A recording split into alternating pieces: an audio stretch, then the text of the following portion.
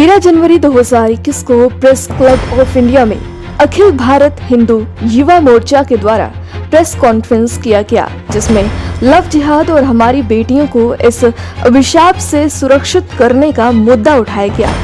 बता दें कि अखिल भारत हिंदू युवा मोर्चा 5 जनवरी से 12 जनवरी तक राजस्थान के चुरू से पद यात्रा करते हुए दिल्ली पहुंची है।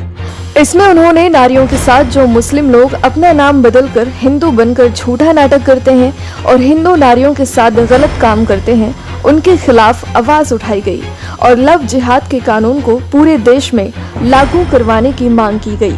राष्ट्रीय अध्यक्ष महिला मोर्चा की राष्ट्रीय प्रवक्ता जिया मंजरी ने नारियों के लिए आवाज उठाई। देखिए ये रिपोर्ट। सबसे पहले तो बच्चियों को इस बारे में समझाना पड़ेगा कि क्या हो रहा है। दूसरी बात है कि एक सख्त से सख्त कानून लाना पड़ेगा और उसे लागू भी करना पड़ेगा।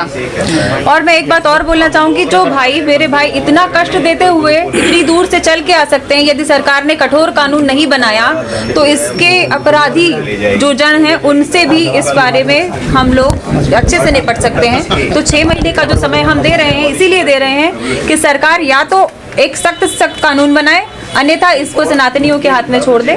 हम अपना काम अच्छे से जानते हैं। यहाँ पे जौहर भी हुए हैं, यहाँ पे महाराणा प्रताप भी हुए हैं और हमने अपनी अस्मिता को बचाया भी है।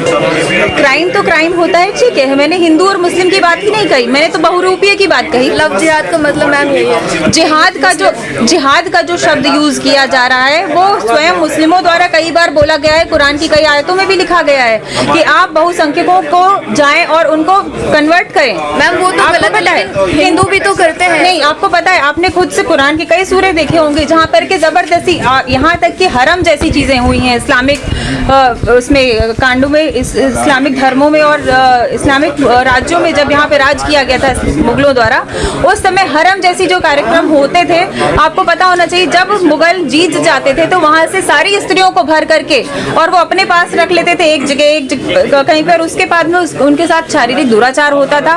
उसके बाद उनसे पैदा हुए बच्चों को गुलाम बनाया जाता था। तो सिर्फ गुलाम बनाने की प्रक्रिया जो रही है वो सिर्फ इस्लामिक धर्म में रही है। ये कन्वर्ट करने की जो प्रक्रिया रही है ये सिर्फ इस्लामिक धर्म में रही है, इसीलिए इसको लव जिहाद नाम दिया गया है।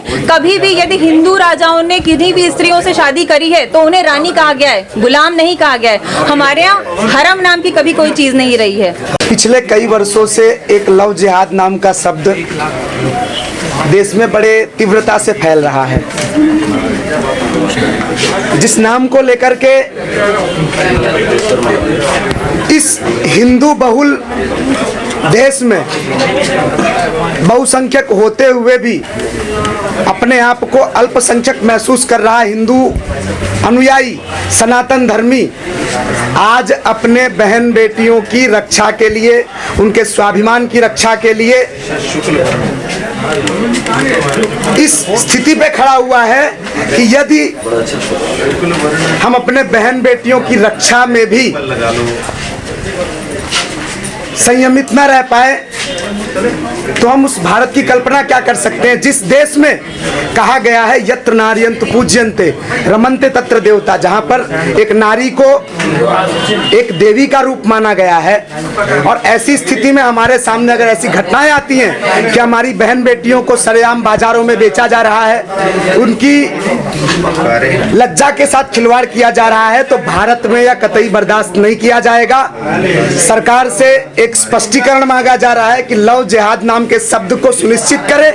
यदि ऐसी घटना हो रही है तो इस पर तत्काल कठोर कानून बनाया जाए, और यदि सरकार इस पर 6 माह के अंदर कठोर कार्यवाही नहीं करती या एक केंद्र के द्वारा अध्यादेश ला करके या कानून बना करके इस पर योग्य स्पष्टीकरण नहीं देती, तो 6 महीने बाद अखिल भारत हिंदू युवा मोर्चा पूरे देश में प्रत्येक राज्य और प्रत्येक जिले में ऐसी घटनाओं को सुनिश्चित कर अंजाम देने वाले व्यक्तियों को पूरे सम्मान के साथ सही दिशा में सुधारने का प्रयास करेगी। रोक कैसे लगेगी और कैसे समाधान निकलेगा? देखिए, रोक का सबसे पहला तो यह है कि जब किसी का डर ही नहीं है, मान लीजिए जब कानून में किसी तरीके का संशोधन ही नहीं है, उनको किसी बात का डर ही नहीं है तो रोक तो लगेगा नहीं। पर अगर कानून बनाया जाए और उनको पता चले कि भाई हमें 10 साल 20 साल 50 साल या हमें क्या कहते हैं फांसी भी हो सकती है, तो भय व्याप्त होगा, भय से भी वो काफी हद तक रुकेगा। और हम जैसे कार्यकर्ता जो लव जिहाद को लेकर कार्य कर रहे हैं वो भी कहीं ना कहीं इसमें कामयाब होंगे, क्योंकि कानून, एक कड़े कानून के साथ उनको काम करने का मौका मिलेगा। अभी तो कोई कानून नहीं है, तो कानून बनाना बहुत आवश्यक है। जब तक कानून नहीं बनेगा तब तक उन लोगों को कोई डर नहीं होगा और वो रुकेगा नहीं।